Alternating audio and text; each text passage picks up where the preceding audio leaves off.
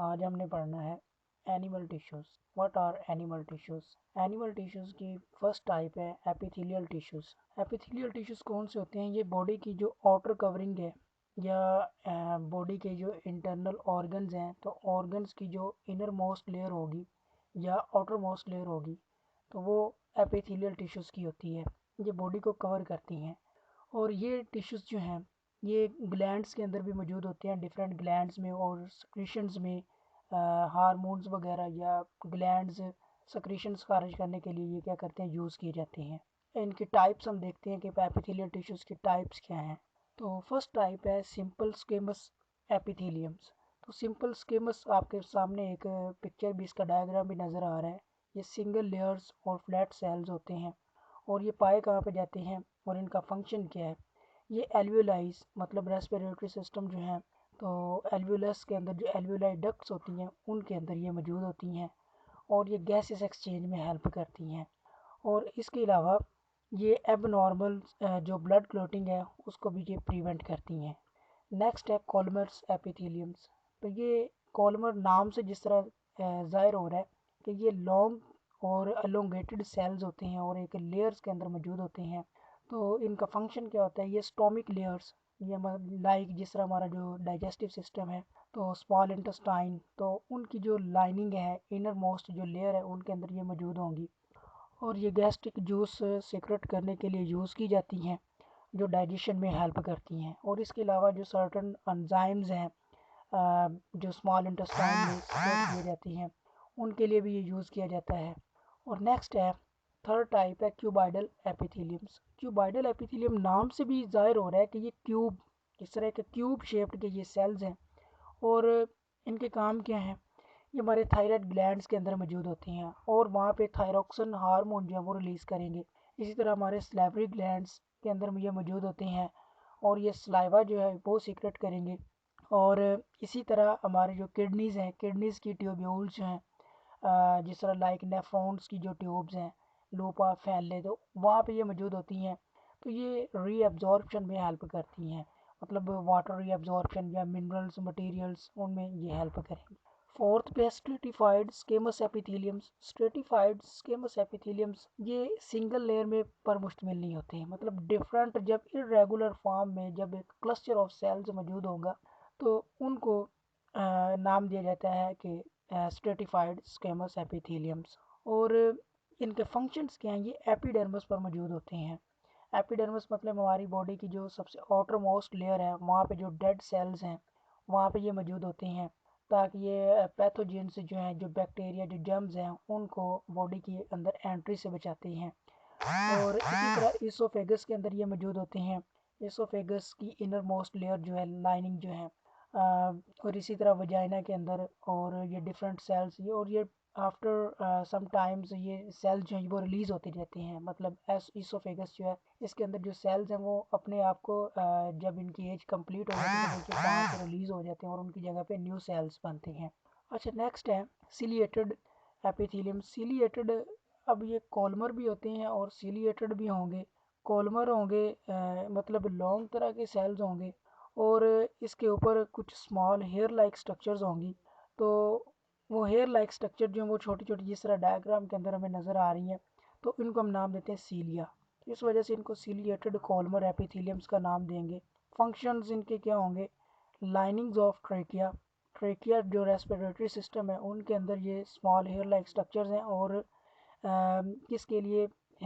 मतलब जो जर्म्स वगैरह उनको स्टॉप करने के लिए या उनकी एंट्री रोकने के लिए उनमें ये यूज़ किए जाते हैं सीलिएटेड्स। अच्छा, नेक्स्ट सेकंड टाइप है कनेक्टिव टिश्यूज़। अब एनिमल टिश्यूज़ की जो सेकंड टाइप है उसको हम कनेक्टिव टिश्यूज़ कहते हैं। तो कनेक्टिव टिश्यूज़ जिस तरह नाम से ज़ाहिर हो रहा है कि कनेक्ट, मतलब ये राब्ता कायम करने वाले कुछ सेल्स हैं जो राब्ते का कायम करते हैं, काम करते हैं।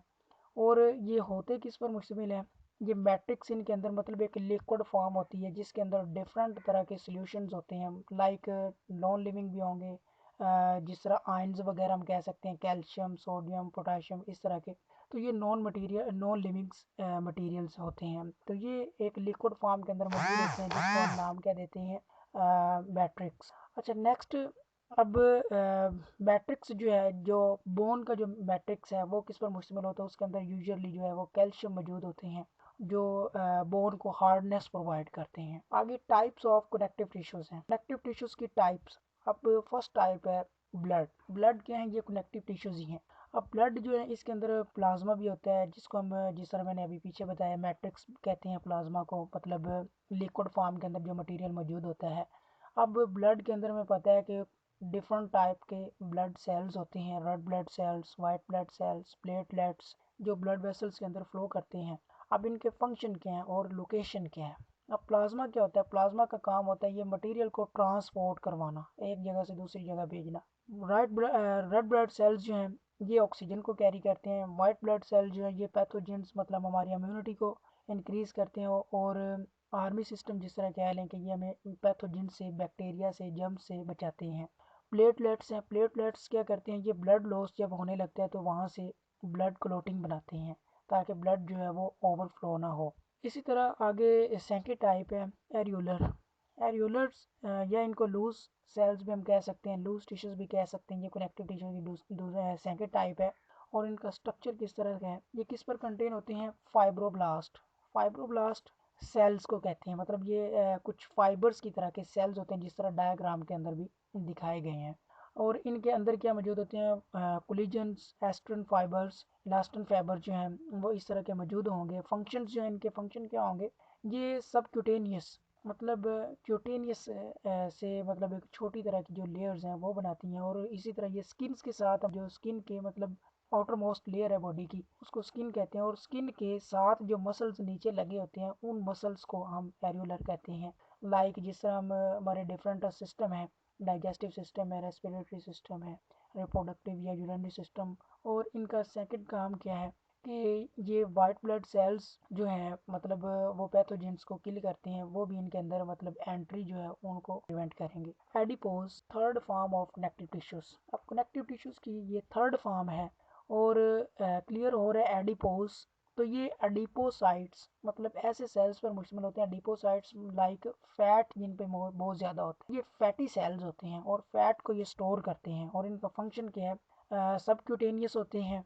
और ये ज़्यादा जो एनर्जी जो है जो हम यूज़ कर रहे हैं उससे एक्सेस अमाउंट ऑफ एनर्जी जो है उसको ये सेव कर लेंगे, स्टोर कर लेंगे, प्रोड्यूसेस केमिकल्स, और ये केमिकल्स प्रोड्यूस करेंगे दैट इन्फ्लुएंस एपिटाइट्स, जो यानी कि भूख के ऊपर असरअंदाज होते हैं। इसी तरह न्यूट्रेंट्स वगैरह जो हैं उनको यूज़ किया जाता है, इन्फ्लेमेटरी आइज, इसी तरह कशन वगैरह जो हैं, ये इनके डिफरेंट फंक्शंस हैं एडिपोज टिश्यूज़ के। तो सिंपल इनके लिए हमने याद क्या रखना कि एडिपोज टिश्यूज जहाँ पे भी आ जाएं तो इसका मतलब है कि ये फैटी सेल्स हैं और ये फैट को स्टोर करते हैं। नेक्स्ट है फाइब्रस। अब फाइब्रस ये कौन से सेल्स हैं, ये कोलिजन्स पर कंटेन होते हैं, मतलब इनके अंदर लिक्विड फॉर्म, एक जिस तरह सी एक पानी फ्लो कर रहा होता है तो उसी तरह का ये एक मैट्रिक्स होगा। और उसके अंदर कोलिजन्स फाइबर जो हैं, कुछ तागारमा जो स्ट्रक्चर्स हैं वो इनके अंदर जो है वो फ्लो करती हैं, तो उनको हम कहते हैं फाइब्रस टिश्यूज। और ये दो तरह के होते हैं, यहाँ पे यूजुअली हम स्टडी करते हैं, टेंडन्स, दूसरे लिगामेंट्स।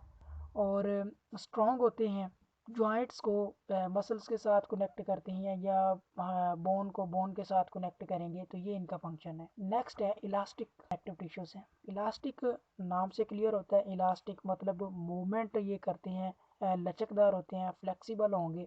और इनका फंक्शन क्या होता है, वॉल ऑफ लार्ज आर्टरीज, और जो लार्ज आर्टरीज होती हैं उनकी वॉल के अंदर ये मौजूद होते हैं, उनको फ्लेक्सिबिलिटी देते हैं। जिस तरह हमारा ब्लड वेसल्स हैं, ब्लड वेसल्स के अंदर जो लचकदार होती है, मतलब ब्लड जब फ्लो कर रहा होता है तो उस वक्त वो कभी कंट्रैक्ट होती हैं, कभी रिलैक्स होती हैं, तो वो कहाँ से आती हैं, इलास्टिक टिश्यूज उनको प्रोवाइड करेंगे। और इसी तरह लंग्स के अंदर भी ये मौजूद होंगे और प्रोमोट्स नॉर्मल एक्सिलेशंस। आगे इसकी नेक्स्ट टाइप है बोन। बोन, अब कौन से बोन्स जो हैं ये हम अच्छी तरह से जानते हैं। और इनमें कौन से सेल्स होते हैं, ऑस्टियोसाइट्स, जो मैट्रिक्स के अंदर फ्लो करते हैं।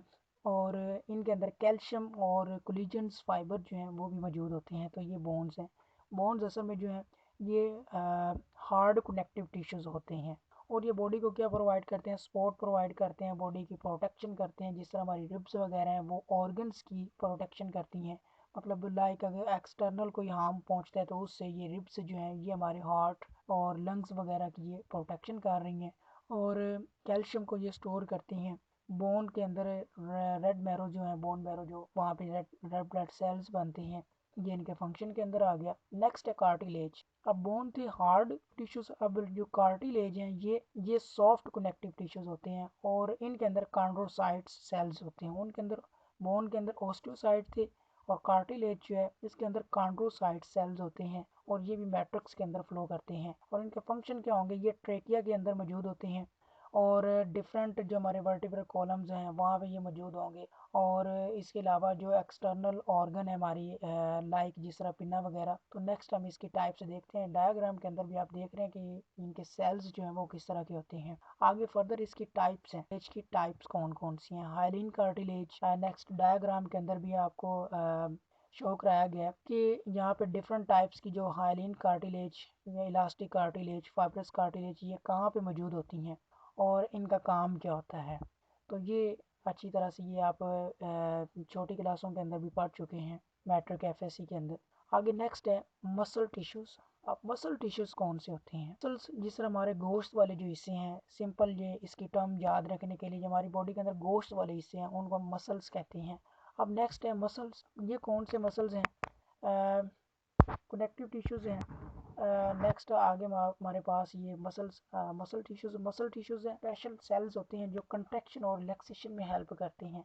यहाँ पे ये मसल्स जब शॉर्टन होते हैं या लॉन्गर होते हैं तो उस वक़्त बॉडी के अंदर मूवमेंट होती है और ये नर्व इम्पल्सिस को भी एक जगह से दूसरी जगह ट्रांसफ़र करने में हेल्प करते हैं। तो ये इनके आगे नेक्स्ट इनके हम देखते हैं कि ये तो थोड़ा सा इंट्रोडक्शन था। अब इसकी टाइप्स हैं। पहली टाइप इसकी है skeletal muscle. Skeletal muscles clear हो रहा है नाम से, स्केलेटन जिस तरह से ये ऐसे मसल्स हैं जो स्केलेटन के साथ अटैच होती हैं, जो बोन्स हड्डियों के कार्टिलेज के साथ अटैच होती हैं, ये इस तरह के मसल्स हैं स्केलेटल मसल्स। तो ये लार्ज और सिलेंड्रिकल्स सेल्स पर मुश्तमिल होते हैं जिनके अंदर एक या दो से या इससे ज़्यादा न्यूक्लियस मौजूद होते हैं और ये लंबे फाइबर्स पर, लॉन्ग सेल्स पर कंटेन होंगे। फंक्शंस इनके क्या होंगे, ये बोन्स के साथ भी अटैच होती हैं, स्केलेटन के साथ अटैच होती हैं और ये हीट प्रोड्यूस करती हैं, मतलब हीट प्रोडक्शन में भी ये हेल्प करती हैं।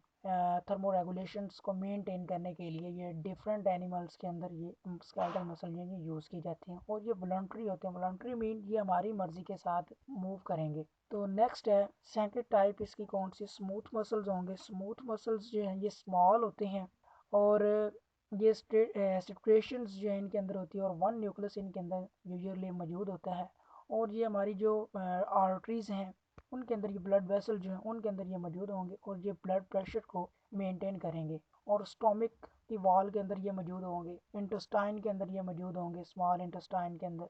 और पेरिस्टालसिस लाइक इस तरह आप सिंपली टर्म यूज़ कर सकते हैं कि ये टोटली जो है ये डाइजेस्टिव सिस्टम के अंदर ये मौजूद होती हैं।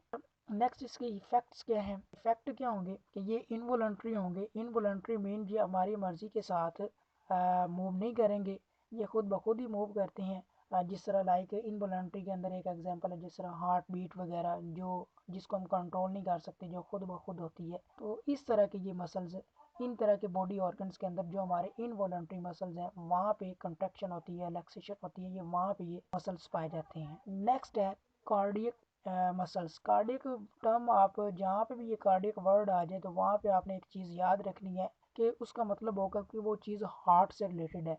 तो कार्डियक वर्ड का ही यहाँ पे वर्ड का मतलब ही यही है कि हार्ट से रिलेटेड जो भी चीज़ है। तो ये ऐसे मसल्स हैं जो हमारे हार्ट की वॉल्स में मौजूद होते हैं और इनके सेल्स के अंदर भी एक एक ही न्यूक्लियस होता है जिस तरह डायग्राम के अंदर भी दिखाया गया है। तो ये लॉन्ग हैं तकरीबन। तो फंक्शन इनके क्या होंगे, फंक्शन इनके क्या होते हैं, ये हार्ट चैम्बर जो हैं उनके अंदर ये मौजूद होती हैं, वॉल के अंदर मौजूद होते हैं, उनमें भी ये कंट्रैक्शन में हेल्प करेंगे, ब्लड पंप करने में हेल्प करते हैं। Effects of nerve impulses. अब नर्व इम्पल्सिस को भी ये क्या करती हैं, रेगुलेट करती हैं इनके ऊपर। अच्छा, ये थे मसल टिश्यूज़। आगे नेक्स्ट है लास्ट टाइप है एनिमल टिश्यूज़ की।